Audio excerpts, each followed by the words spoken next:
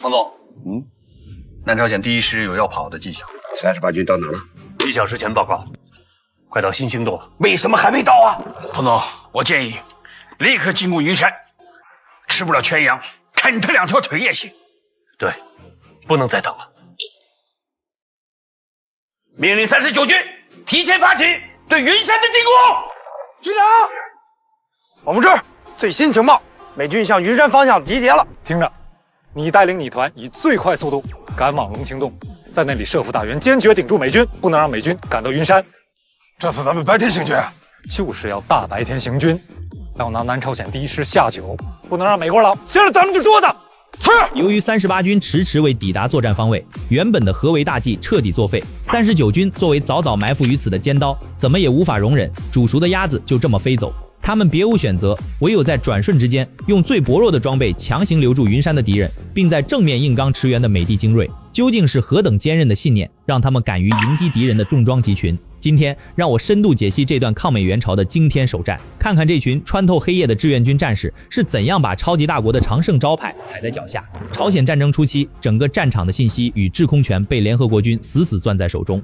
此时，联军最高统帅麦克阿瑟正以胜利者的姿态亲自视察着美国第8集团军司令部。这位在2战中封神的5星上将，眼中满是即将饮马鸭绿江的狂热，在他宏大的战略沙盘里，根本没有给新中国留下任何席位。The Chinese Communist Army is not going to confront us. Well, we think so too. However, it is noteworthy that while the communists is highly possible that they sent quite a few troops as reinforcements to North Korea to fight against us. In fact, I'm beginning to wonder why they even bother showing up. What difference does it make? Are we going to be afraid of rumors? 这句轻描淡写的定论，犹如一剂致命的毒药，麻痹了美军这条指挥链的神经。他们笃信，那个刚从战火废墟中建立起来的新中国，绝无胆量将孱弱的轻步兵投送到现代化战争的绞肉机里。在感恩节前结束战争的政治妄想下，一切不符合预期的情报都被他强行过滤了。可他绝不会料到，正是这种将对手视为蝼蚁的绝对自信，早已沦为智思眼中最完美的战术跳板。与此同时，在云山前线隐蔽待命的志愿军39军的指挥系统内，正涌动着截然不同的战术焦灼。这肥肉不能扑上去吃，真是着急呀！煮熟的鸭子飞不了。咱们的战士啊，已经摸清楚了南朝鲜军的实力。什么南朝鲜王牌第一师，也就是那么回事。很想让王牌对王牌，结果是杀鸡用牛刀。杀鸡用牛刀，吴信全军长这句看似轻松的调侃背后，实则隐藏着极度焦灼的战术忍耐。作为主力中的尖刀，39军早已摸透了当面之敌的虚实，并做好了随时进攻的准备。但按照志愿军总部的宏大战略，第一次战役的核心在于西线诱敌穿插断后，39军必须像幽灵般潜伏，等待兄弟部队彻底扎紧联军的退路。这种看得到吃不着的极致克制，考验的不仅是战术素养，更是指挥员在局部利益与全局战略间的底线定力。而在静待猎物入局的漫长折磨中，他们一刻也没有停止对核心战场的深度解剖。哎，军长，云山的资料找着了，你看。云山位于朝鲜北部，它有通往东北的云温公路，通往西北的云昌公路，西南是云宁公路，东南是云博公路。北有三滩川，东有温田川，西有龙兴江，南有九龙江。整个城区周围群山环绕，山顶密林覆盖，山谷河流纵横。看来云山是个重要的交通枢纽啊！地图上的云山不过是群山环抱中的弹丸之地，但这恰恰是兵家必争的死穴。作为朝鲜西北部的交通枢纽，39军首长们极其敏锐地意识到，攻克云山绝不只是为了嚼碎南朝鲜军几个团，而是要彻底砸断联合国军的北进锋芒，为整个战役夺取最重要的战术支点。尽管此刻美军的内部盲目自信，坚信志愿军根本没胆出兵，但眼前这个男人还是嗅到了端倪。白善烨，南朝鲜军第一师师长，此人狡猾多端，心思更是缜密，而且此人曾在伪满洲服役多年，对我军的战法也有接触。他一眼就断定了地上的遗体并不是朝鲜人民军，而是中国士兵。这让白善烨瞬间嗅到了危险的气息。早年在中国生活的经历让他比谁都清楚，这支军队有着极其强悍的战斗力。更让他不安的是，云山以北的密林深处分明隐藏着志愿军的重兵。面对这种围而不攻的诡异平静，白善烨猛然惊醒，中国人绝不是在对峙，而是在酝酿一场更大的风暴。惊觉势头不对的白善烨立即向自己的主子发出了求援信号。Well, we have already lost Onjong and Huichan, and we are halted at Unsan. Damn! Is Kim Il-sung's resistance that strong? Since the South Korean army cannot get through, I command that the 1st Cavalry Division proceed to Unsan immediately. Let our tanks destroy the last of Kim Il-sung's resistance. Yes, sir. 面对前线受挫的现实以及白善烨送来的战场分析，沃克的反应不是警惕，而是恼羞成怒。在美第8集团军的情报滤镜下，任何失利都是因为友军的懦弱。基于这种荒谬的情报幻觉，美军做出了一个加速自身毁灭的强硬决策。他把建军100年、从无败绩的美军骑兵第1师当作最重的一把大刀，直接挥向云山战场。所谓美军骑兵第1师是美军历史最悠久的王牌，也被称为开国元勋师。这支部队历经2次世界大战，建军160年来，大大小小数百仗未尝败绩，始终是美军战场上的开路先锋与常胜之师。很多人只知道云山首战大捷，却不清楚当时两军的实力差距有多悬殊。历经2战淬炼的美骑1师早已全员机械化，全师装备了149辆谢尔曼坦克、18门105毫米榴弹炮，士兵人均全自动武器。而我们的志愿军仅靠轻武器作战，后勤补给更是极度匮乏。这场战役从开局就注定是一场艰难的以弱博强。白山烨这老狐狸已经向美国人求救了，听着，你带领你团以最快速度赶往龙兴洞，在那里设伏大员，坚决顶住美军，不能让美军赶到云山。这次咱们白天行军啊，就是要大白天行军，要拿南朝鲜第1师下酒，不能让美国佬先让咱们就桌子。是。在美军掌握绝对制空权的前提下，白昼大行军无异于一场以生命为代价的豪赌。但吴信全军长看清了战术核心，唯有以反常规的极限速度抢占龙兴洞，才能在美军装甲集群赶到前扎牢口袋。与此同时，在云山城内的联军阵营里，白善烨正试图向他的美国同僚做最后一次无力的预警。赶来换防的美骑1师第8团团长帕尔默那傲慢的嘟嘟嘴，根本没把白善烨的提醒放在眼里，反而当众对其出言羞辱。 We are the 1st Cavalry Division. Unlike you, the 1st Crawling Division. 帕尔默的嘲讽犹如利刃般撕裂了所谓盟友间的最后一块遮羞布。在他那套由钢铁和弹药喂养出的价值观里，丧失重火力的南朝鲜军不过是软弱的代名词。白善烨一再警告，这帮敌人极难对付，他们连打了20年的仗都没歇过。这正是他靠真刀真枪认清的现实。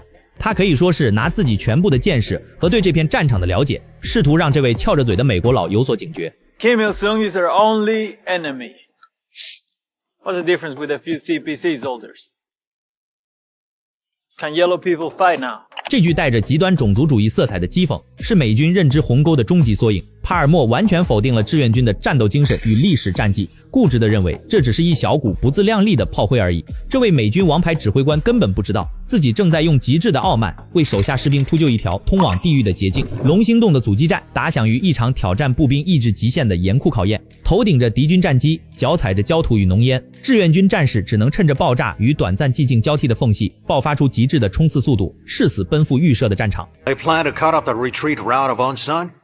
Has Kim Il-sung gone mad? 约翰逊的错愕是典型的火力崇拜者面对超出常理战术时的真实写照。在西方军礼中，没有防空火力掩护的轻步兵敢在白天设卡阻击装甲集群，无异于螳臂当车。他满心以为只要坦克的履带开始碾压，再配以空中死神的轰炸，眼前的防线就会像烈日下的残雪般消融。 Only idiots would try to block this road in broad daylight.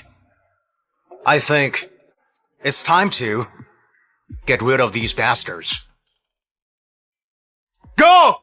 美军的谢尔曼坦克喷吐着致命的火舌，掩护着美军步兵向343团的阵地碾压而来。在这场极度不对称的绞杀中，没有反坦克重炮的志愿军被逼到了战术选择的最死角。面对坚不可摧的复合装甲，这支无畏之师默默祭出了他们最原始也最悲壮的反击利器。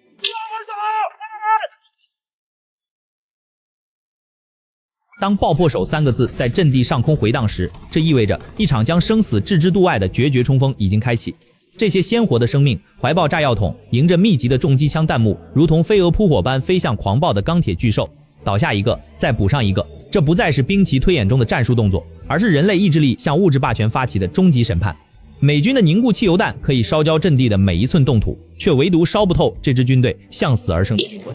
在付出了满地尸骸的代价后，美军惊恐地发现，他们的装甲矛头竟在肉体面前寸步难行。龙兴洞的阻击战，我军仅凭一个步兵团迎头痛击美军装甲先锋。从战术推演来看，这是轻步兵反制重型机械化的经典战役。这场血战向世人宣告，当钢铁意志燃至极点，是完全可以填平武器代差的天堑。那份源于至高信仰的无畏精神，才是左右手举的真正底牌。这震撼人心的初次交锋，彻底击碎了敌军的骄横与狂妄。I saw it.